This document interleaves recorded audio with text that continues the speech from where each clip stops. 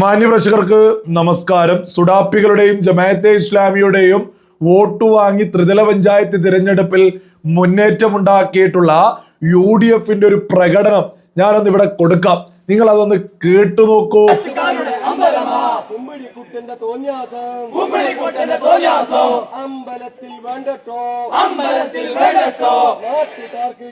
നാട്ടുകാർക്ക് ശല്യമുള്ള പാട്ടവിടെ ഉച്ചത്തിൽ വേണ്ടട്ടോ വേണ്ടട്ടോ വേണ്ടട്ടോ വേണ്ടട്ടോ UDF സിന്ദാബാദ് UDF സിന്ദാബാദ് UDF സിന്ദാബാദ് UDF. ഞാൻ അതുമായി ബന്ധപ്പെട്ട് വന്നിട്ടുള്ള ജനൻ TV വന്നിട്ടുള്ള ഒരു വാർത്ത ഒന്ന് വായിച്ചു കേൾപ്പിക്കാം. ക്ഷേത്രത്തിലെ ഭക്തിഗാനത്തിന് വിലക്ക് ഏർപ്പെടുത്താൻ UDF നീക്കം. കൊളപ്പാട് വിഷ്ണു ക്ഷേത്രത്തിന് മുന്നിൽ മുദ്രാവാക്യം. നിങ്ങളൊന്ന് ആലോചിച്ച് നോക്കൂ. ഇതൊക്കെ എജ്ജാതി പ്രീണനാണ് ഇപ്പോ UDF നടത്തുന്നത്. ജമാഅത്തെ ഇസ്ലാമിയോടും സുഡാപ്പികളോടും വോട്ട് വാങ്ങിയത് കൊണ്ട് അവരെ പ്രീണിപ്പിക്കാനല്ലേ ഇതുപോലെ ക്ഷേത്രത്തിന് മുന്നിൽ പോയിട്ട് പോലും UDFകാരിങ്ങനെ പ്രകടനം വിളിക്കുന്നത്? എന്തേ ഇവര് ഇതേപോലെ തന്നെ പള്ളികളിൽ ബാങ്ക് കൊടുക്കുന്നില്ലേ? അതിനു മുമ്പ് പോയിട്ട് ആ ബാങ്ക് കൊടുക്കുന്നത് പ്രശ്നമാണെന്ന് ഇവരെപ്പോഴെങ്കിലും വിളിച്ചു പറയോ? ഒരിക്കലും പറയൂല. അതേസമയം ക്ഷേത്രത്തിന്റെ മുന്നിൽ പോയിട്ട് UDFകാര് വിളിച്ചു പറയാണ്, ഓ ഇത് പ്രശ്നമാണ്, വിഷയമാണ് എന്ന്. ഇതാരെ പ്രീണിപ്പിക്കാനാ? ഇതൊക്കെ ബോധമുള്ള ഓരോ മലയാളിയും തിരിച്ചറിഞ്ഞാൽ മതി. കൃത്യമായിട്ട് UDF നേതാക്കന്മാർക്ക്, പ്രത്യേകിച്ച് കോൺഗ്രസ്സുകാർക്ക് കൃത്യമായിട്ട് അറിയാം അവർ ഈ ഇലക്ഷനിൽ വിജയിച്ചിട്ടുള്ളത് ജമാഅത്തെ ഇസ്ലാമിയെയും സുഡാപ്പികളെയും കൂട്ടുപിടിച്ചാണ്, പ്രീണനത്തിന്റെ ഭാഗമായിട്ടാണ് എന്നുള്ളത്. അതുകൊണ്ട് തന്നെ വരുന്ന നിയമസഭാ ഇലക്ഷനിൽ ഈ പ്രീണനം ഇവര് 10 മടങ്ങ് ഉയർത്തിക്കൊണ്ടിരിക്കുക. പരമാവധി സുഡാപ്പികളും മൗദൂദികൾക്കും എന്താണോ ആഗ്രഹം, മറ്റു മതങ്ങളെ അപമാനിക്കുക എന്നുള്ള അവരുടെ കൃത്യമായ വലിയ ആഗ്രഹത്തിനൊപ്പമാണ് ഇപ്പോ UDF മുന്നോട്ട് പോയിക്കൊണ്ടിരിക്കുന്നത്. അല്ലാതെ ഒരു ക്ഷേത്രത്തിന്റെ മുന്നിൽ പോയിട്ട് ആ ശബ്ദം പ്രശ്നമാണ്, ആരാധനയുമായി ബന്ധപ്പെട്ട ശബ്ദം പ്രശ്നമാണ് എന്നൊക്കെ എങ്ങനെയാണ് പറയാൻ സാധിക്കുക? അതേസമയം അതേപോലെ തന്നെ ആരാധനയല്ലേ, ബാങ്ക് വിളി നടക്കുമ്പോ ഇവർക്കൊരക്ഷരം ഉണ്ടാകില്ല. അത് ആരാധനയും ഇതെങ്ങനെയാ മോശമാവുന്നത്? UDFകാർക്ക് ഒരൊറ്റ ഉത്തരവുള്ളൂ, അത് പരമാവധി പ്രീണനം നടത്തണം, മൗദൂദികളെ പ്രീണിപ്പിക്കണം, സുഡാപ്പികളെ പ്രീണിപ്പിക്കണം, സകല ജിഹാദികളെയും പ്രീണിപ്പിച്ചാൽ മാത്രം അവർക്ക് അടുത്ത നിയമസഭാ ഇലക്ഷനിലെ ഇവിടെ അധികാരം പിടിക്കാൻ സാധിക്കൂ. മുസ്ലിം ലീഗും ഒപ്പത്തിനൊപ്പം തന്നെ ഈ മുസ്ലിം ഇപ്പൊ നമ്മുടെ കേരളത്തിൽ ഇപ്പൊ വലിയൊരു പ്രചരണം നടക്കുന്നുണ്ട്. നമ്മുടെ തലസ്ഥാന നഗരി എന്തോ വർഗീയ പാർട്ടി എന്ന രീതിയിൽ തലസ്ഥാന നഗരി എന്തോ വർഗീയ പാർട്ടി പിടിച്ചു എന്നൊക്കെയാ വിളിച്ചു പറയുന്നത്. ആരാ ഇത് വിളിച്ചു പറയുന്നത്? മൂരികളാണ് ഇത് വിളിച്ചു പറയുന്നതിൽ പ്രധാനികള്, സുഡാപ്പികള്. അതേപോലെ തന്നെ ഈ പറയുന്ന ജമാഅത്തെ ഇസ്ലാമി, ഇതേപോലെ തന്നെ UDFകാരൊക്കെ ഒരുമിച്ച് ഒറ്റക്കെട്ടായിട്ട് പറയാണ്, ഓ തലസ്ഥാന നഗരി വർഗീയ പാർട്ടി വിജയിച്ചോ എന്ന്. അപ്പോ മുസ്ലിം ലീഗ് എന്താ, ഒരു മതത്തിന്റെ പേരിൽ ഒരു പാർട്ടി രൂപീകരിച്ച് ആ മതത്തിലുള്ള ആളുകൾക്ക് സീറ്റ് കൊടുത്ത് ആ മതം ഭൂരിപക്ഷമുള്ള സ്ഥലത്ത് വലിയ രീതിയിൽ വിജയിച്ചതിനെ വർഗീയമായിട്ട് തന്നെയല്ലേ കാണേണ്ടത്? അങ്ങനെയാണെങ്കിൽ ഈ മുസ്ലിം ലീഗ് മലപ്പുറം ജില്ലാ പഞ്ചായത്തിൽ സംവരണ സീറ്റ് ഒഴിച്ച എല്ലാ സീറ്റുകളിലും അതുമായി ബന്ധപ്പെട്ട മതത്തിന് മാത്രമാണ് കൊടുത്തിട്ടുള്ളത്. അവര് മാത്രമാണ് വിജയിച്ചു വന്നിട്ടുള്ളത്. ഒന്നുമില്ലെങ്കിലും ഒരു ഉളുപ്പുമില്ലാതെ മാനം കെട്ട രീതിയിൽ മുസ്ലിം ലീഗ് 24 മണിക്കൂറും വിളിച്ചു പറയാറില്ലേ, ഓ ഞങ്ങൾ മതേതരത്താണെന്ന്? അത് തെളിയിക്കാനെങ്കിലും പുറമോടിക്കെങ്കിലും ഒരു 10 പേരെങ്കിലും ജില്ലാ പഞ്ചായത്തിലും മറ്റു മതങ്ങളിലുള്ള ആളുകളെ മത്സരിപ്പിച്ചൂടായിരുന്നോ? ഈ സംവരണ സീറ്റ് ഒഴിച്ചിട്ടുള്ള സംവരണ സീറ്റിൽ മാത്രമാണ് മറ്റുള്ള മതത്തിലുള്ള ആളുകളെ പരിഗണിച്ചിട്ടുള്ളത്. അതും മലപ്പുറത്തെ ജില്ലാ പഞ്ചായത്തിൽ എല്ലാ സീറ്റും മുസ്ലിം ലീഗാണ് വിജയിച്ചത്.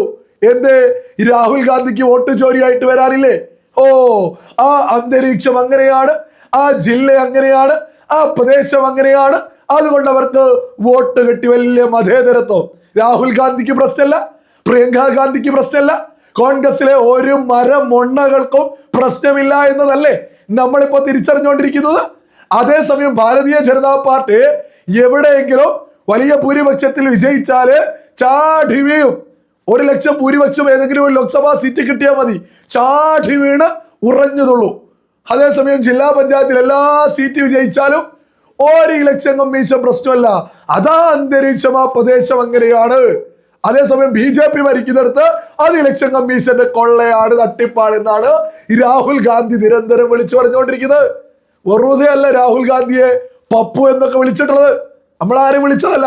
ആ പേരിട്ട് കൊടുത്തതും നമ്മുടെ കേരളത്തിലെ പ്രമുഖനായിട്ടുള്ള ആള് തന്നെയാണ്.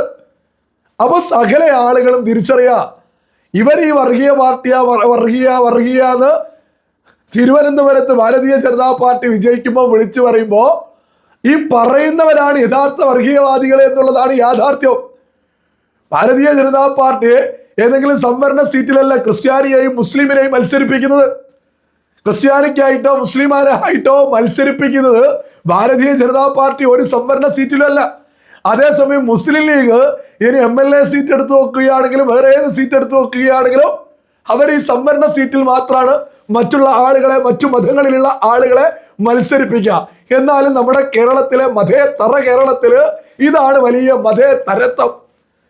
നിങ്ങളൊരു കാര്യം തിരിച്ചറിഞ്ഞോളൂ, ഓരോ ബോധമുള്ള മലയാളിയും കൃത്യമായിട്ട് തിരിച്ചറിഞ്ഞോളൂ, ഇനി വരാനിരിക്കുന്നത് UDFന്റെ അങ്ങേയറ്റത്തെ പ്രീണനമായിരിക്കും. ഈ പ്രീണനത്തിന്റെ ഭാഗമായിട്ട് UDF അധികാരത്തിലെത്തുമ്പോ ആഭ്യന്തരമന്ത്രി, ഉപമുഖ്യമന്ത്രി ഇതൊക്കെ തന്നെ മുസ്ലിം ലീഗ് അങ്ങ് കൊണ്ടുപോകും. മുസ്ലിം ലീഗ് അങ്ങ് കൊണ്ടുപോയി കഴിഞ്ഞാൽ കേരളത്തിൽ പച്ചവൽക്കരണയ്ക്ക് നടത്തുക, പച്ചവൽക്കരണം കേരളത്തിൽ നടത്തും. ഒരു തർക്കം എല്ലാവർക്കും വേണ്ട. അത് സുഡാപ്പികളും മൗദൂദികളും മുസ്ലിം ലീഗും അങ്ങ് തീരുമാനിക്കും കേരളം എങ്ങനെ മുന്നോട്ട് പോകണമെന്ന്. അതാണ് ഇനി സംഭവിക്കാൻ പോകുന്നത്. ഈ പ്രീണനത്തിന്റെ ഭാഗമായിട്ടാണ് UDF വിജയിച്ചത് എന്ന് മനസ്സിലാക്കിയിട്ട് ഇടതുപക്ഷത്തിന്റെയും പല പ്രൊഫൈലുകളിൽ നിന്നും കൃത്യമായിട്ട് പ്രീണനത്തിന്റെ തുടക്കം കുറിച്ചിട്ടുണ്ട്. ഞാനൊരു ഉദാഹരണം മുന്നോട്ട് വെക്കാം. ഒരു ഉദാഹരണം മാത്രമാണ്. ഇത്തരം പ്രീണനങ്ങൾ LDF മുന്നോട്ട് വെക്കാൻ പോകുന്നതേ ഉള്ളൂ എന്നുള്ളതാണ് മറ്റൊരു യാഥാർത്ഥ്യം. ഞാനൊന്ന് വായിച്ചു കേൾപ്പിക്കാം. DYFയുടെ ഒരു പ്രൊഫൈലിലാണ്, ഫേസ്ബുക്ക് പ്രൊഫൈൽ വന്നിട്ടുള്ളതാണ്. ഇപ്പോൾ പറഞ്ഞു വരുന്നത് ലീഗുകാരോടാണ്. നിങ്ങൾ ചിട്ടപ്പെടുത്തി ഗാനത്തിന് ചുവടുവെക്കൂ, രാത്രി എന്നില്ല പകലെന്നില്ല അഭിരമിക്കൂ, ആഘോഷിക്കൂ, കാലം കടന്നു പോകും.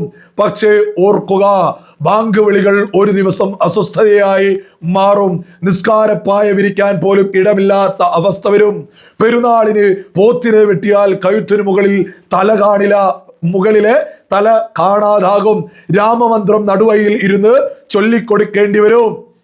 ഇടത് പ്രൊഫൈലാ DYFന്റെ ഫേസ്ബുക്ക് പ്രൊഫൈലിൽ വരിക. ഓരോ ഭാഗത്തു നിന്നും ഇനി നമ്മുടെ കേരളത്തിൽ എഴുതി വെച്ചോളൂ, ഇനി നമ്മുടെ കേരളത്തിൽ പ്രീണനക്കാലമാണ് വരാൻ പോകുന്നത്. അത് UDF ആണോ LDF ആണോ മുമ്പിലെത്തുക എന്നുള്ളതിനനുസരിച്ചായിരിക്കും കേരളത്തിൽ റിസൾട്ടും വരാൻ പോകുന്നത്. ഇതൊക്കെ യാഥാർത്ഥ്യങ്ങൾ മാത്രമാണ് നമ്മൾ ഈ ഒരു വീഡിയോയിലൂടെ മുന്നോട്ട് വെക്കുന്നത്. നമ്മൾ ഈ കാണുന്നത് മനസ്സിലാക്കുന്ന യാഥാർത്ഥ്യങ്ങളെ വിളിച്ചു പറഞ്ഞുകൊണ്ടിരിക്കുന്നത്. സകലരും തിരിച്ചറിയാ, LDF പ്രീണനമാണ് ഇനി തുടങ്ങാൻ പോകുന്നത്. അതിന്റെ തുടക്കങ്ങൾ നമ്മുടെ പ്രൊഫൈലുകളിൽ, ഫേസ്ബുക്ക് സോഷ്യൽ മീഡിയയിൽ പ്രൊഫൈലുകൾ ഇങ്ങനെ തുടക്കം കുറിച്ചിട്ടുണ്ട്. UDF ഒരു പടി കൂടി ഉയർന്നു നിന്നിട്ട് ക്ഷേത്രത്തിന്റെ മുമ്പിൽ പോയിട്ട് ആരാധനകൾക്ക് പോലും തടസ്സം നിൽക്കുന്ന തരത്തില് മുദ്രാവാക്യങ്ങളും തുടങ്ങി. ഇതൊക്കെ തന്നെ ബോധമുള്ള, വിവേകമുള്ള സകല മലയാളികളും തിരിച്ചറിയാം. നമുക്ക് ഇത്തരത്തിലുള്ള പ്രീണനമല്ല ആവശ്യം. നമുക്ക് എല്ലാവരും ഒരുമിച്ച് രാജ്യത്തിന് വേണ്ടി നിലകൊണ്ട് മുന്നോട്ട് പോവുക എന്നുള്ളതാണ്. ദേശീയതക്ക് ഒപ്പമാണ് നിലകൊള്ളേണ്ടത്. ദേശീയതക്കൊപ്പം നിലകൊണ്ടാലേ നമുക്ക് തീവ്രവാദത്തെ, ജിഹാദിസത്തെ, ഭീകരവാദത്തേക്ക് ശക്തമായിട്ട് എതിർത്ത് നമ്മുടെ നാട്ടിലൊരു സമാധാന അന്തരീക്ഷം ഉണ്ടാവൂ എന്നുള്ളതും സകല ആളുകളും തിരിച്ചറിയുക.